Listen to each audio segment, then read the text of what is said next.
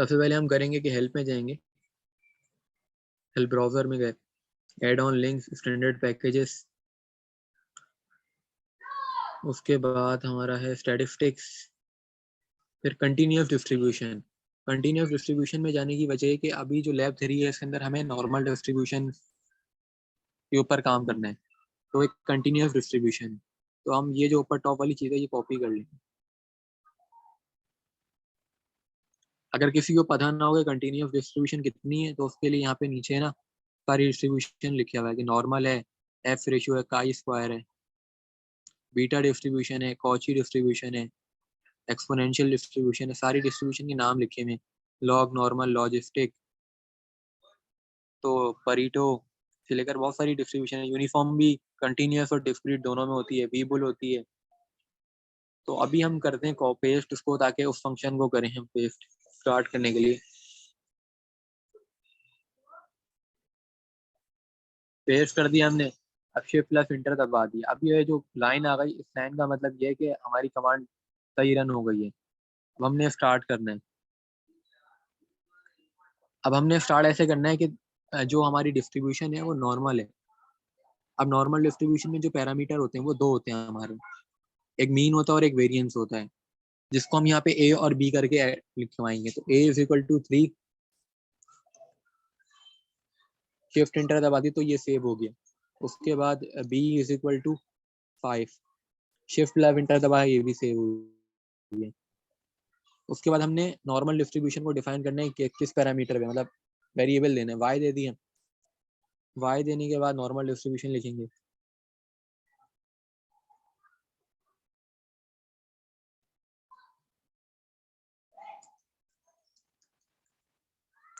Normal distribution लिख दी। उसके बाद ए कॉमा बी। आप नॉर्मल डिस्ट्रीब्यूशन भी इसके अंदर हमने सेव करा दी। अब यहाँ पे हम सिंपल वाई लिखेंगे तो ये खुद ही सॉफ्टवेयर अंडरस्टैंड कर लेगी कि हम नॉर्मल डिस्ट्रीब्यूशन की बात करें। वाई लिखा, मैंने शिफ्ट प्लस इंटर दबाया तो खुद ही आ गया सेव, एक तरीके से चेक कर लिया हमने। अब नॉर्मल डिस्ट्रीब्यूशन का मीन हम निकालेंगे। मीन निकालने के लिए हम मीन को पहले सेव भी कराएंगे कि एम ई यू, म्यू कहेंगे इसको, इक्वल टू, फिर मीन,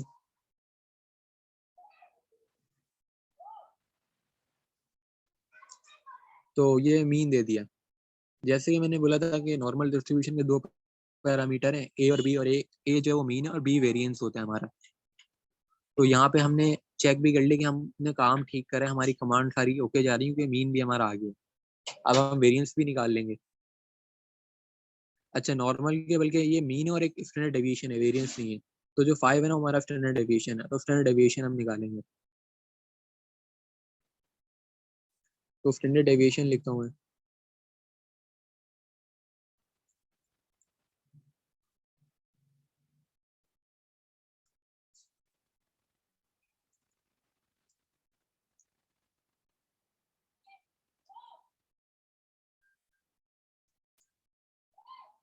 तो स्टैंडर्ड डेविएशन भी आ गया, तो अब तक हमारा काम सही जा रहा है।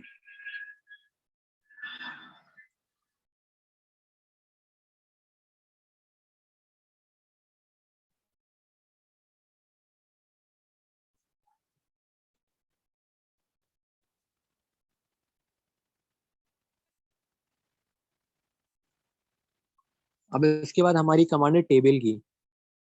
अब यहाँ पे इस तरह होता है कि जैसे हम डेटा लिखते थे, जब हम फिजिकल लैब करते थे तो हम रैंडम नंबर जनरेट करते थे, और रैंडम नंबर हम ऐसे जनरेट करते थे कि जैसे एक्सपोनेंशियल डिस्ट्रीब्यूशन होती थी तो हम उसका सीडीएफ निकालते थे। फिर सीडीएफ के अंदर एक्स जो होता था उसके अंदर हम रैंडम नंबर डाल के, हम जो भी रैंडम नंबर फिर हमारे आते थे वो उस डिस्ट्रीब्यूशन को फॉलो कर रहे होते थे। तो अभी हम सॉफ्टवेयर यूज करें तो हम सॉफ्टवेयर के अंदर डायरेक्टली ऐसे रैंडम नंबर जनरेट कर सकते हैं, क्योंकि उसी डिस्ट्रीब्यूशन को फॉलो कर रहे होंगे। तो मैंने y1 नाम दिया कि ये हमारा नेम है, इज इक्वल टू, फिर हम टेबल बनाएंगे यहाँ पे।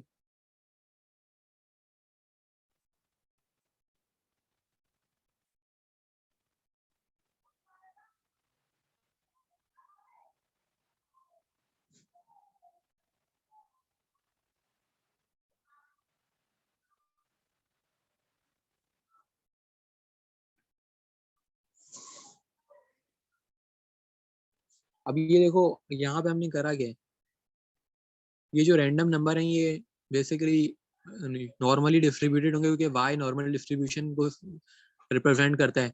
तो रैंडम नंबर जो है नॉर्मल डिस्ट्रीब्यूटेड है, ठीक है। और ये 10 और 3 दो वैल्यूज हमने ली, मतलब ये गिनता हूँ कितने बन रहे हैं, 1 2 3। अच्छा देखो, ये जो 3 है, 3 साइज को रिप्रेजेंट करता है और 10 टोटल हमारे रैंडम नंबर को रिप्रेजेंट करता है। मतलब हमारे जो सैंपल है वो 3 है, जैसे 1 2 3 फिर ब्रैकेट लगा हुआ है, तो ये 3 है, और इस तरह करके टोटल 10 वैल्यूज हैं।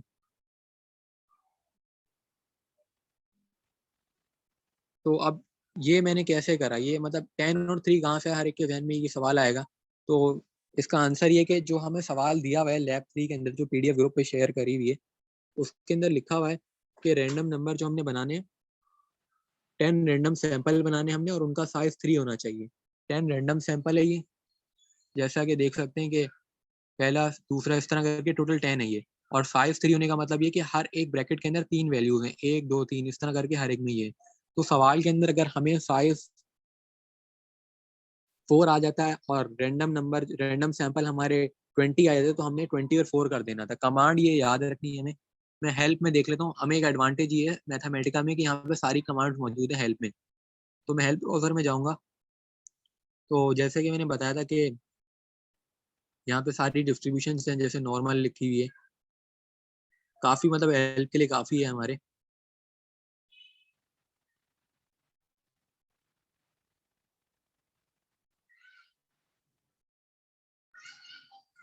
लेकिन ये टेबल वाली कमांड यहाँ पे नहीं लिखी हुई, तो सारी चीजें हमें यहाँ से नहीं मिलने वाली, हेल्प से बस थोड़ी बहुत हिंट और आइडिया हो जाता है। बाकी ये कमांड बिल्कुल सिंपल है कि हमने y1 जो नाम दिया है, ये नाम दिया है, बस हम कुछ भी दे सकते थे यहाँ पे।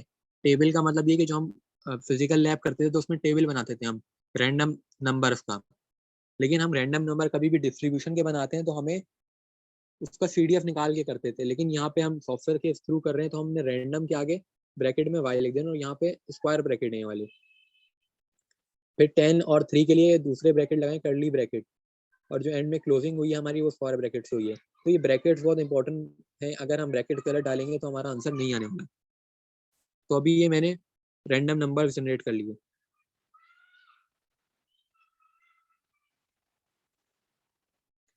अब मेरा अगला काम ये है कि जब हम फिजिकली लैब्स करते थे तो हम लैब के अंदर काम ये करते थे कि हमने मतलब 10 रैंडम सैंपल बनाने और हर एक में 3 3 ऑब्जर्वेशन है, हमने कर लिया। लेकिन अब हम चाहते हैं कि ये जो 3 है ना, इन तीनों का भी मीन निकालें हम। ये जो हमारी फिजिकल लैब होती थी वही लैब हम सॉफ्टवेयर में कर रहे हैं। तो अभी हम इन सबका मीन निकालेंगे। किसका मीन, जैसे तुम देखो -0.156 के आगे जो दो नंबर हैं, ये ब्रैकेट के जो अंदर है, इन सबका मीन, तो टोटल हमें 10 मीन्स मिलेंगे। तो हम 10 मीन निकालना चाह रहे हैं, तो उसकी कमांड में लिख रहा हूँ यहाँ पे। तो कुछ कमांड्स हैं हमें याद रखनी है।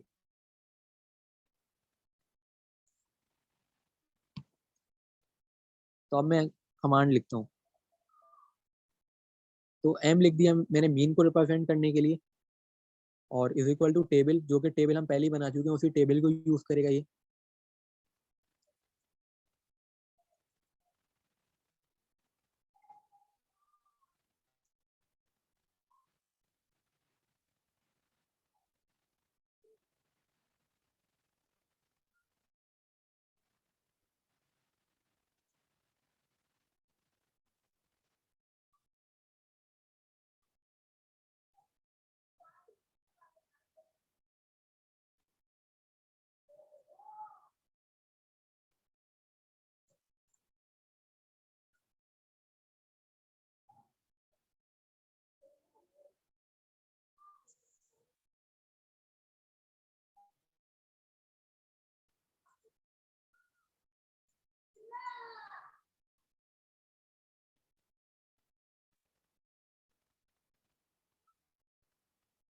अच्छा, कमांड में कोई मिस्टेक हुआ जिसकी वजह से यहाँ पे मसला आ रहा है।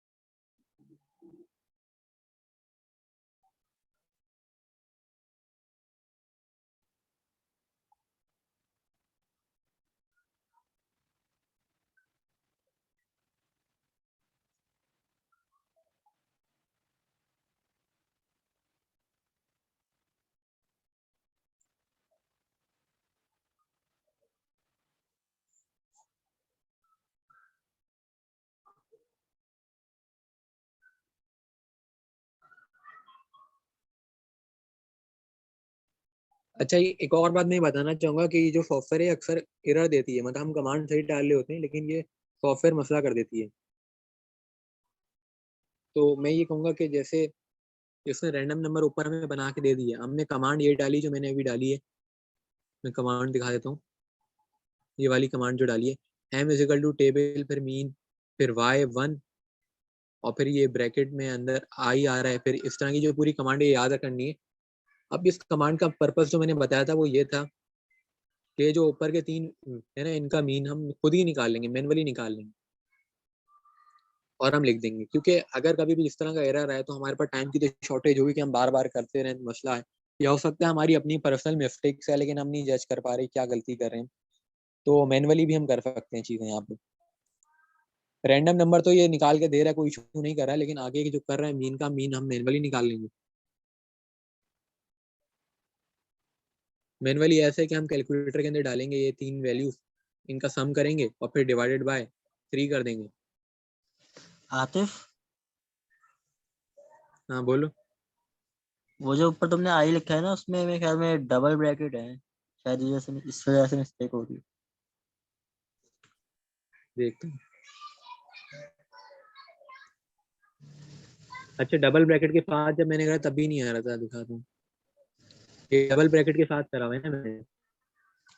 राइट साइड पे 2 ब्रैकेट है इसके, और लेफ्ट साइड पे ना 3 है।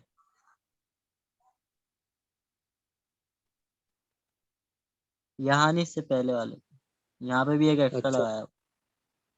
मैं दोबारा करता हूँ। यहाँ पे यही ब्रैकेट का ही मसला आता है हमेशा। हाँ, ये ब्रैकेट की वजह से ही हो रहा है शायद।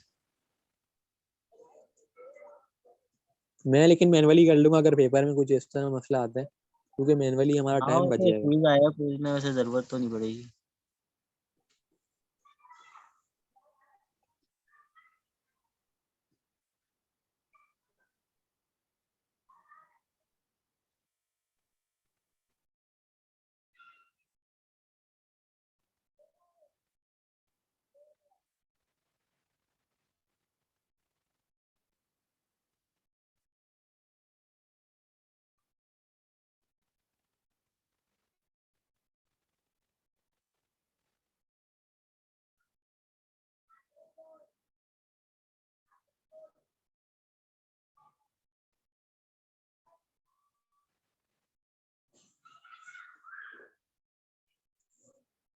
अच्छा, अब ये गलत ही देता रहेगा, उसकी वजह है कि अगर एक बार हम गलत कमांड लिख देते ना तो मैथमेटिका जो है वो फिर हमेशा गलत देते हैं आंसर, फिर बाद में हम सही भी लिख दें। तो उसके लिए फिर हमें ये करना पड़ेगा, कैंसिल करके दोबारा इंटर करना पड़ेगा, तब जाके हमें ये सही बना के देगा।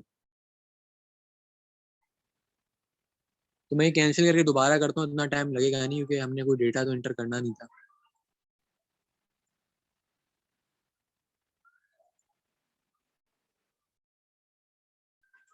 तो हम दोबारा आ जाते हैं, हेल्प में गए हम, उसके बाद add on links, standard packages, फिर स्टैटिस्टिक्स, कंटिन्यूस डिस्ट्रीब्यूशन, इसको कॉपी करा।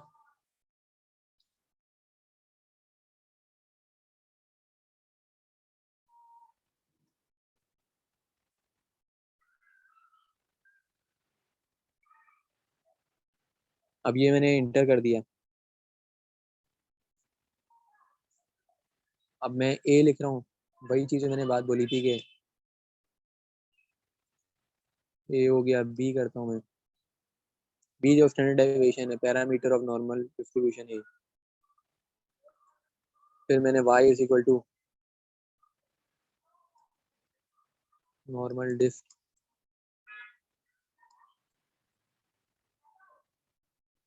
Normal distribution.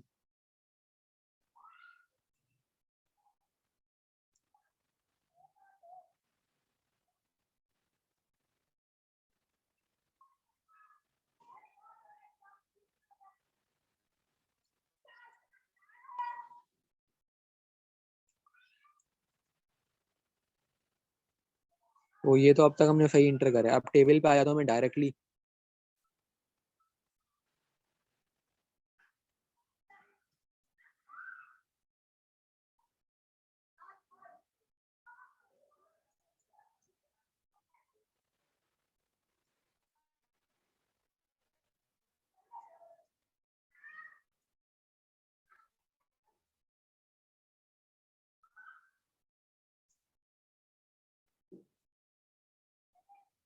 टेबल भी हो गया। अब हम मीन एम पे आ जाते हैं। मीन जो हम कर रहे थे आगे, मीन निकालना था।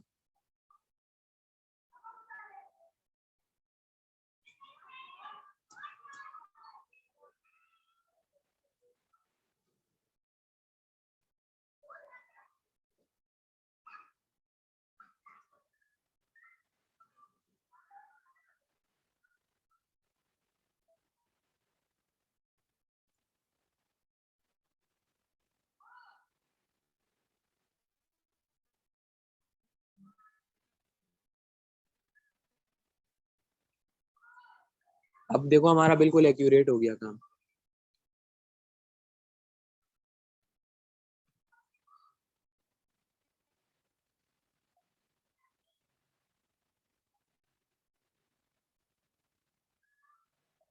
अब हम स्टैंडर्ड डेविएशन निकालेंगे सेम वही मेथड अप्लाई करके, कि m1 कह देंगे इसको इज इक्वल टू टेबल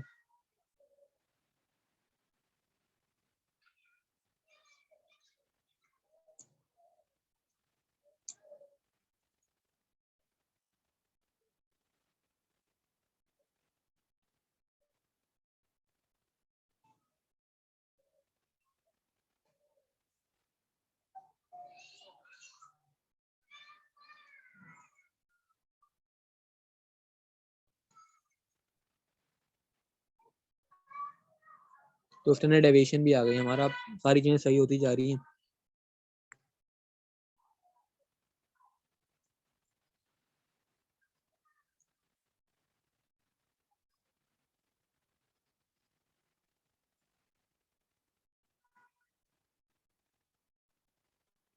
ये भी हो गया हमारा। अच्छा वो एम था यार, दोबारा करते हैं।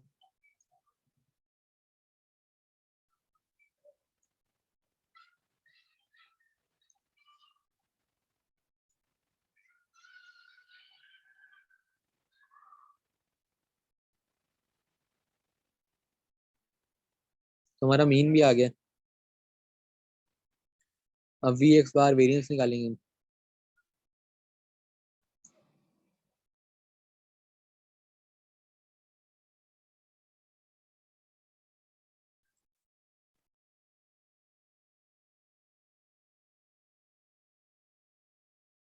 वेरिएंस भी हमारा आ गया।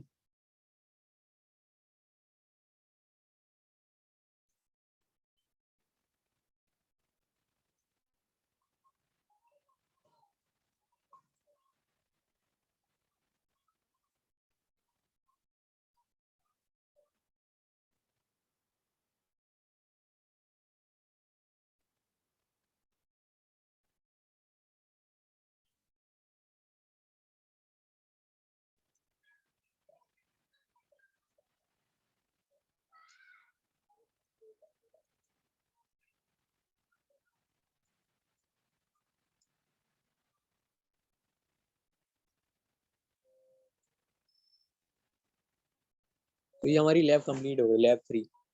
तो उसमें सारी कमांड्स हैं। अभी मैं दोबारा रिव्यू करता हूँ इस लैब को।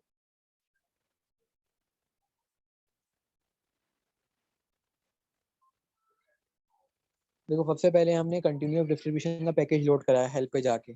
उसके बाद हमें पता है कि हम नॉर्मल डिस्ट्रीब्यूशन करेंगे, सवाल में गिवन है। तो नॉर्मल डिस्ट्रीब्यूशन के दो पैरामीटर होते हैं, ए और बी। मतलब ए जो होता है हमारा मीन होता है, और बी जो होता है स्टैंडर्ड डेविएशन होता है। ये दोनों भी हमें सवाल में गिवन थे। फिर ये जो नॉर्मल डिस्ट्रीब्यूशन की कमांड है, ये तो सिंपल है कि y is equal to Y. हमने मतलब एक तरीके से सेव करवाया है नॉर्मल डिस्ट्रीब्यूशन को। ए बी जो वैल्यू हम पहले दे चुके हैं वो है। तो ये हो गया हमारा। फिर दोबारा y लिख के हमने चेक करा कि सेव हुआ है नहीं हुआ, तो सेव हो गया, तभी हमें दोबारा नॉर्मल डिस्ट्रीब्यूशन मिल गया। फिर हमने टेबल बनाया। टेबल बनाया randomly distributed normal random variable के लिए। तो हमने रैंडम y, और फिर जो हमारा मतलब सैंपल है वो 10 है और उसका साइज 3 है। तो ये 10 और 3 हमने लिखा है इस तरीके से। फिर अब हम इन जो सैंपल आए हैं इनका मीन निकालना चाहें तो हमने मीन वाली कमांड लिखी है, कमांड याद करनी है। और इन सबका स्टैंडर्ड डेविएशन निकालना चाहें तो स्टैंडर्ड डेविएशन की कमांड याद रखनी है। फिर उसके बाद ये कमांड है mean X bar is equal to mean M. तो देखो हमारा जो मीन था स्टार्टिंग में 3 था ना, ए जो है वो मीन होता है इसका, तो 3 है। और जब हम ये कमांड डालें तो 3 तो नहीं आ रहा, लेकिन ये आ रहा है। तो थोड़ा सा डिफरेंस आ रहा है, लेकिन उससे कोई मसला नहीं है। हमने बस कमांड डाल के दिखाना है कि जब हमने जो ये रैंडमली काम करा है इसका मीन क्या आ रहा है, वो ये आ रहा है हमारा। जबकि हमारी जो डिस्ट्रीब्यूशन थी उसका मीन ये था, 3 था। तो फर्क से कुछ नहीं होता, क्योंकि रैंडमली हम काम कर रहे हैं। फिर वेरिएंस भी हमारा थोड़ा चेंज आ गया है। वो तो खैर स्टैंडर्ड डेविएशन था 5, तो ये भी थोड़ा हमारा चेंज आया, तो उसमें भी कोई मसला नहीं, जो हमारा आ रहा है हम लिख देंगे। और दूसरी बात है कि ये जो काम है ना, लैब के जो आंसर हैं सबके डिफरेंट होंगे, क्योंकि रैंडमली हम काम कर रहे हैं सारा कुछ, तो हर एक का डिफरेंट होगा। किसी का बिल्कुल एक्यूरेट और क्लोजली आएगा, जैसे हमारा मीन 3 है तो किसी का 3 भी आ सकता है। लेकिन अगर कोई भी बंदा अपनी तरफ से होशियारी दिखा के वो 3 लिख दे कि भाई वही मीन होना चाहिए, तो उसका गलत क्यों कर देंगे मिस, क्योंकि उन्हें ही पता है कि सेम तो नहीं आ सकता, डिफरेंट आना चाहिए। इसी तरह वेरिएंस भी डिफरेंट आना चाहिए। तो ये सारी कुछ कमांड्स हमने याद करनी है, तो हमारी लैब 3 हो गई है नॉर्मल डिस्ट्रीब्यूशन से। अब जो आगे की लैब है, मैं लैब 4 पे आता हूँ। तो लैब 4 सिमिलर लैब है टोटल, और अगर लैब 3 किसी ने कर ली तो लैब 4 उसकी हो जाएगी, क्योंकि लैब 4 में सिर्फ डिस्ट्रीब्यूशन बदली है जो कि पॉइजन है। तो मैं लैब 4 अब करता हूँ।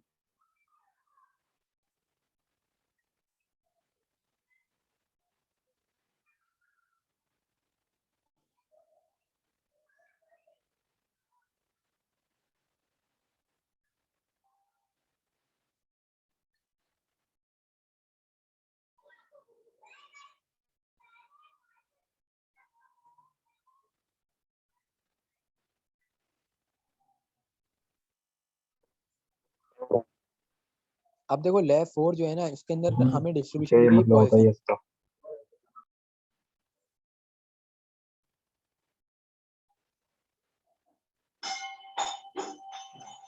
तो लैब 4 के अंदर पॉइजन डिस्ट्रीब्यूशन दी गई। अब पॉइजन एक डिस्क्रीट डिस्ट्रीब्यूशन है, कंटिन्यूअस नहीं है।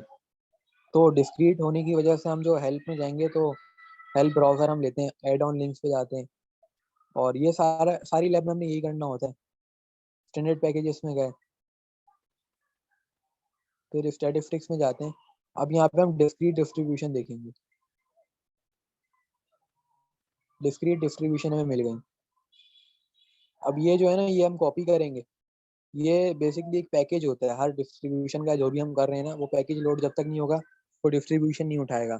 अब डिस्क्रीट में जितनी भी डिस्ट्रीब्यूशन है, यहाँ पे नाम लिखे हुए हैं। तो अगर किसी को पता नहीं हो कौन सी कंटिन्यूअस होती है कौन सी डिस्क्रीट होती है, तो यहाँ पे आके ना वो देख सकता है कि सवाल में मेंशन तो होगा कि बायनोमियल है जो भी है, तो हमें पता चल जाएगा कि यहाँ से देखती है कि वो डिस्क्रीट में आ रही है कंटिन्यूअस में आ रही है, तो हम वही पैकेज लोड कराएंगे। पैकेज लोड कराने का तरीका ये है कि ये कॉपी करना है, और फिर ये वाले साइन जो होते हैं लेस देन वाले, ये 2 डालने, और फिर वो पेस्ट कर देना है। जब पेस्ट कर दिया उसके बाद शिफ्ट दबा के रखना है और फिर इंटर दबाना है, तो ये नीचे लाइन सी आ जाएगी। लाइन का मतलब हमारी कमांड रन हो गई है। अब पॉइजन डिस्ट्रीब्यूशन में एक पैरामीटर होता है, तो हम यहाँ पे सिर्फ एक ही चीज ऐड करेंगे, जो कि सवाल में हमें गिवन होगा, लेमडा पैरामीटर लेमडा होता है, लेमडा 3 दिया हुआ है, तो हम ए इज इक्वल टू 3 करेंगे। फिर शिफ्ट दबा के रखेंगे, फिर इंटर दबाएंगे, तो ये भी नीचे लाइन आ जाएगी, उसका मतलब ये भी रन हो गई कमांड। अब हम पॉइजन डिस्ट्रीब्यूशन सेव करवाएंगे वाई के नाम से, Y is equal to Poisson. Poisson distribution हमें डायरेक्टली यहाँ से मिल सकता है, हमें मैं दिखाता हूँ, ये रहा। तो ये कॉपी भी कर सकते हैं, कोई मसला नहीं है कि हम लिखें।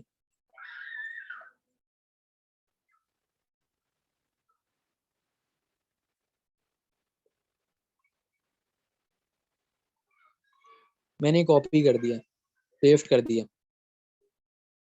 अब मैं यहाँ पे जो हमारा ए था, जो हमने लिखा था इसका पैरामीटर, वो लिख दूंगा और शिफ्ट प्लस इंटर दबाऊंगा। अब ये सेव हो गया। अब मैं रीचेक करने के लिए क्या करूंगा कि सेव हुआ भी है या नहीं हुआ, तो मैं सिंपल कैपिटल वाई लिखूंगा, कैपिटल वाई लिखूंगा तो दोबारा ये वही देगा, तो मतलब सेव हो गया ये। मतलब 1 to 1 फंक्शन बन गया एक तरीके से, कि वाई देंगे तो वो देगा, वो देंगे तो ये देगा, मतलब सेव हो गया एक तरीके से। उसके बाद हम लोग सेव करवाएंगे मीन को। मीन को हम सेव करवाएंगे MEU से। Mu is equal to mean.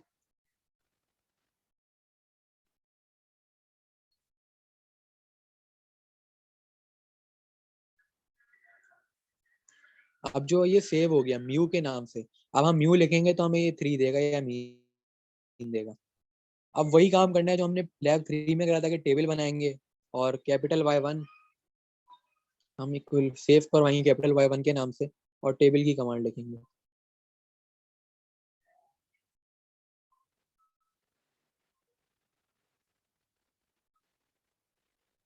और हम रैंडम काम कर रहे हैं तो हम रैंडम लिखेंगे, रैंडम नंबर से काम कर रहे हैं। और डिस्ट्रीब्यूशन वाई है, वाई हमने सेव करवाया पॉइजन के नाम से तो वाई लिख दिया।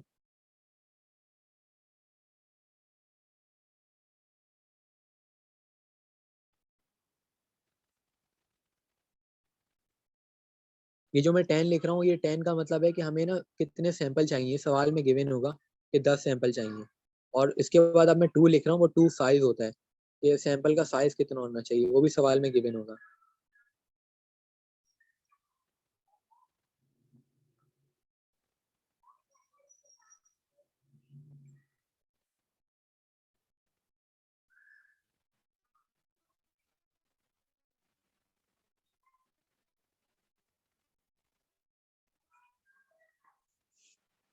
दोबारा लिखता हूँ, गलती हो गई है शायद।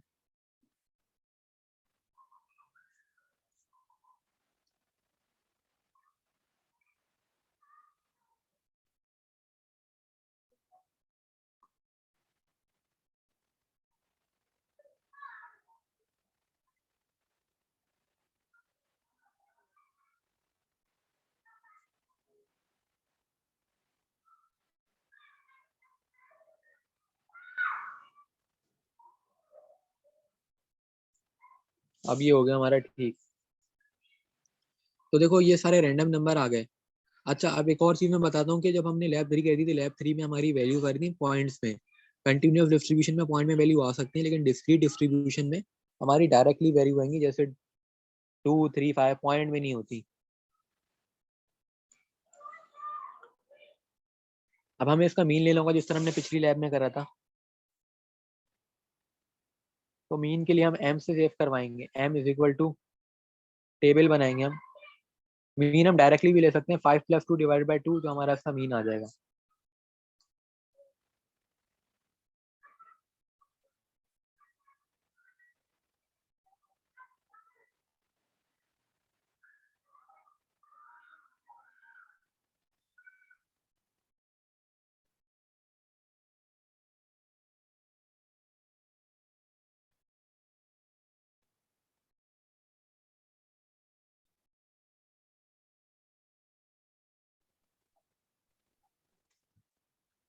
Y1 आएगा आतिफ।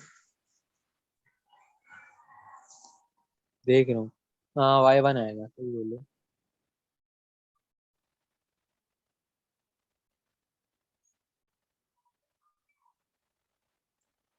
तो हमने मीन निकाल लिए। मीन निकालने के बाद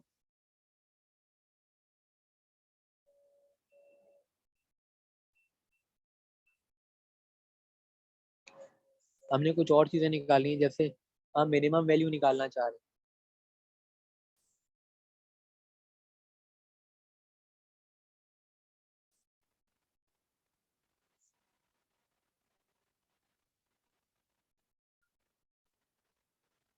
अच्छा, ये कैपिटल था मिनिमम।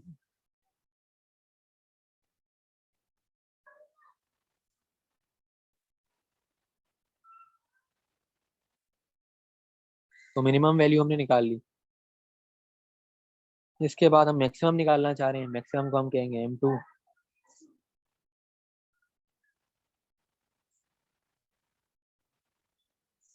मैक्सिमम वैल्यू आ गई। लेंथ देखना चाह रहे हैं।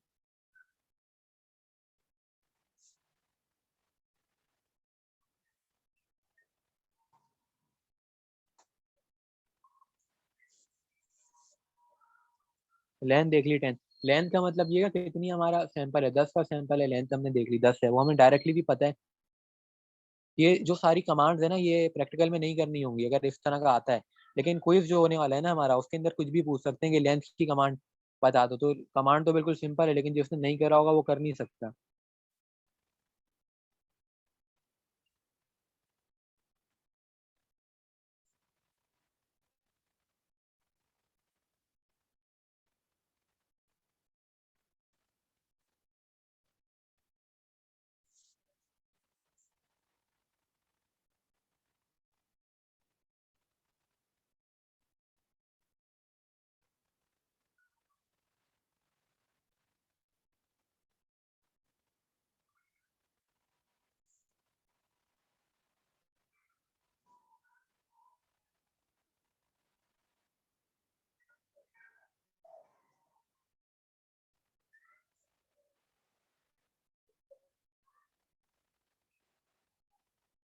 अच्छा यहाँ पे पहले सेव करवाना है इसको राउंड।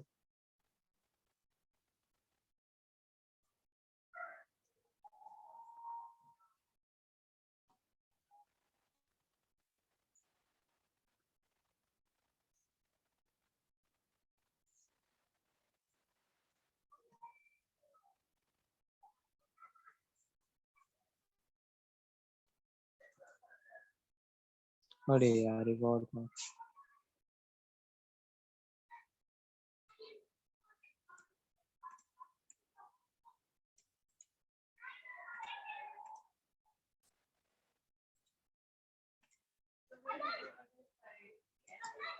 अब ये राउंड भी हो गया हमारा।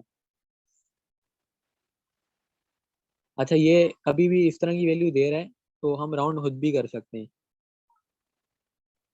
तो इसका राउंड हुआ हुआ आंसर 4 है। अब ये क्यों गलत दे रहा है, क्योंकि हमारा एक बार एरर आ गया ना, गलती कर दी तो उसके बाद ये सही नहीं करता कभी, दोबारा सॉफ्टवेयर का काट के लगाना पड़ता है। तो इसलिए यहाँ पे थोड़ा एहतियात से काम करना पड़ता है।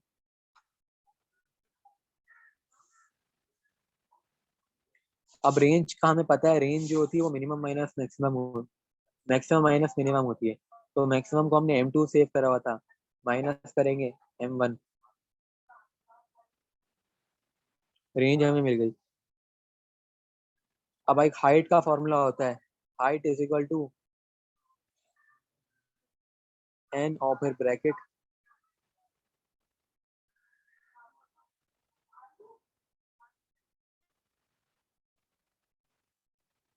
ये हाइट का फॉर्मूला लगा दिया।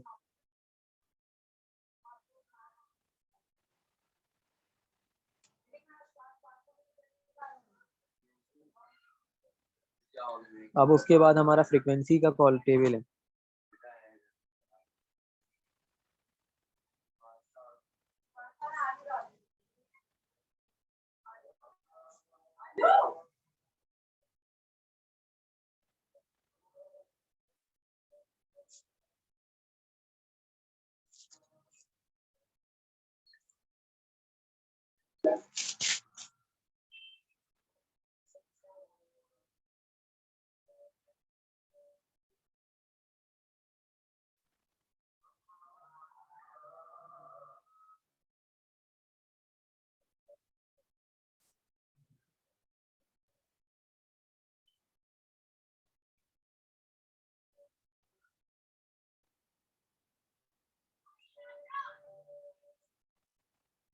अच्छा अब ये जो एरर दे रहा है ये इसलिए दे रहा है क्योंकि ये जो ऊपर हमारा आ रहा था ना, ये पूरी वैल्यू आ नहीं रही थी सही, और उसकी वजह थी कि एक बार हमने गलत करा था, जिसकी वजह से हुआ है। तो एट द एंड हमारा टेबल एक फॉर्म बनेगा। तो अभी मीटिंग का टाइम एंड होने वाला है, मैं कैंसिल करके ना दोबारा मीटिंग करता हूँ, तो दोबारा एक बार हम करते हैं कंटिन्यू, फिर मैं इसको दोबारा बना रहा हूँ।